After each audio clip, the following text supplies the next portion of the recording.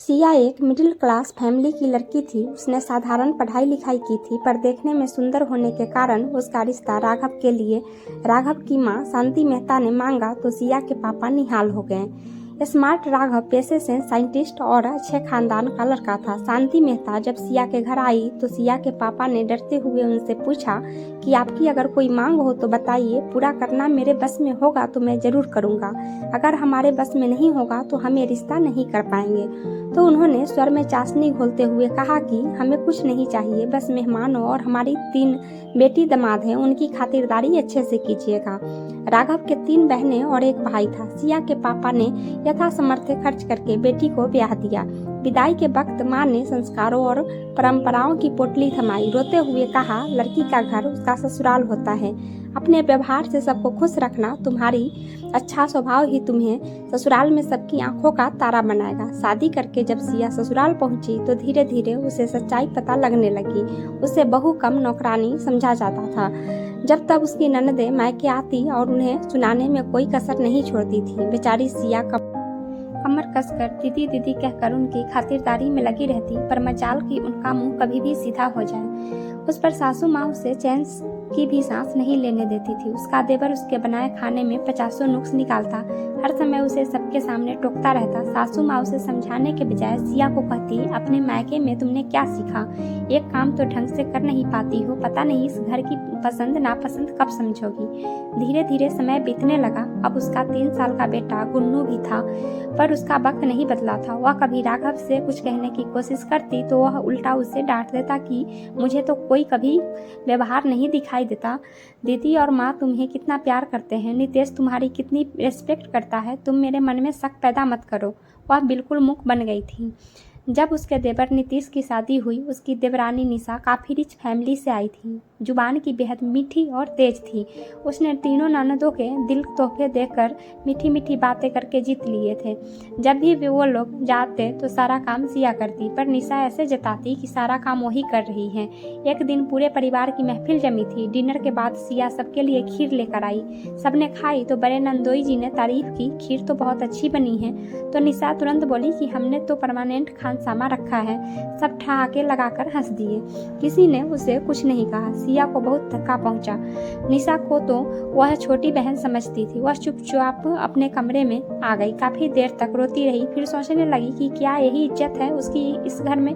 राघव से तो कोई उम्मीद करनी ही बेकार है। उससे अपनी लड़ाई खुद लड़नी होगी। अगले दिन सुबह हुआ खड़ी नहीं उठी। सासू माँ भुनभुनाते हुए कमरे में पहुंच गई। सिया, तुम अभी तक खड़ी नहीं उठी, घर का काम कौन करेगा? तुम अपने मायके से नौकर तो लेकर नहीं आई हो? सिया ने कहा, माँ जी मेरी तबीयत ठीक नहीं है, मैं कुछ नहीं कर पाऊंगी, निशा कर लेगी, वो तो बच्ची है, उसके बस का नहीं है। सिया तो जैसे आसमान से गिर पड़ी। उसने राघव को आवाज दी, सुनिए, आज का नाश्ता आप अरेंज कर लीजिए, मेरी तबीयत ठीक नहीं है और माँ जी कह रही है कि निशा बच्ची है, वो नाश्ता नहीं बना पाएगी। माँ, निशा क्यों नहीं बना सकती? राघव ने कहा। सासू माँ सिया को घूरती हुई चली गई। जैसे तैसे सास बहू ने नाश्ता बनाया।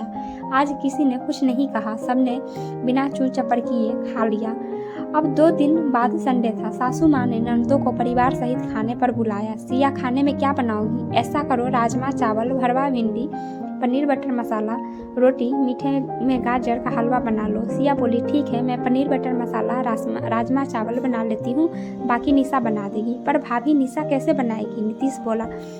जैसे मैं बनाती हूँ, ऐसा कहकर वह लापरवाही से उसको अनदेखा करके उठ खड़ी हुई। राघव भी बीच में बोल उठा, अरे दीदी भी तो निशा के हाथ का खाना खाकर बताए कि हमारी निशा कितना अच्छा खाना बनाती है। अब निशा को ना चाहते हुए भी काम करना पड़ रहा था। धीरे धीरे सिया ने हर जगह अपनी प्रतिक्रिया व्यक्त करनी शुरू कर दी, चाहे घर का काम हो या बाहरी मामला।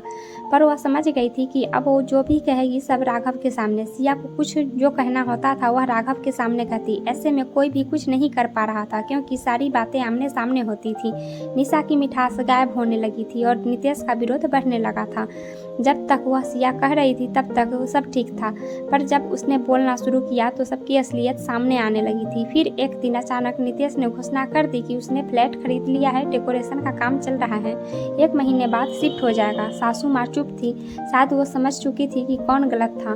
तीनों ननदें नीतीश को समझा रही थी कि फ्लैट को रेंट पर चढ़ाकर यहीं रहे, पर निशा ने बोला, नहीं दीदी, हमने बड़े प्यार से अपना घर खरीदा है, हम अपने घर ही जा रहे हैं, आप लोगों से मिलने आते रहेंगे। ननदें यह सुनकर अवाक रह गईं कि वह अपना घर है तो ये किसका है। वे चले गए।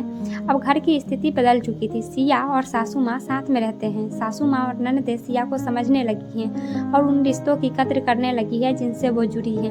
अब ननदें मेहमान नहीं, परिवार का सदस्य बनकर आती हैं। सब खुलकर एंजॉय करते हैं, एक दूसरे का हाथ बटाते हैं। राघव इसका कसूरवार खुद को समझकर सिया से माफी मांग चुका है। वह उसके साथ कंधे से कंधा मिलाकर चल रहा है। सिया ने उन संस्कारों को छोड़कर अपने लिए आवाज उठाई थी जो उसे जन्म से घोंट कर पिलाए गए थे। साहस से एक कदम उठाकर वह उस बोझ से मुक्त हो गई थी जिसे वह बरसों से ढो रही थी। दोस्तों, ऐसा अक्सर ही होता है, हम जितना झुकते हैं उतना ही शोषण का शिकार होते हैं। झुकना उतना ही चाहिए जितना सह सके। जरूरत से ज्यादा झुकना रिश्ते निभाना नहीं, गुलामी होती है। अक्सर लड़कियों को अपने माता पिता के घर से संस्कारों में तहजीब, बड़ों का सम्मान, आज्ञाकारी बनना सिखाया जाता है। ठीक है, बने, पर संस्कारों को गहनों के रूप से पहने, हथकड़ी के वेश में नहीं। जुबान लड़ाने और लड़ाई झगड़े का समर्थन मैं नहीं करती, पर जहां आपके संस्कार आपको कमजोर बना दे तो वो संस्कारों में बदलाव जरूरी है। दोस्तों, आपको यह कहानी अच्छी लगी हो तो वीडियो को लाइक करें और चैनल को सब्सक्राइब करें। बहुत बहुत धन्यवाद।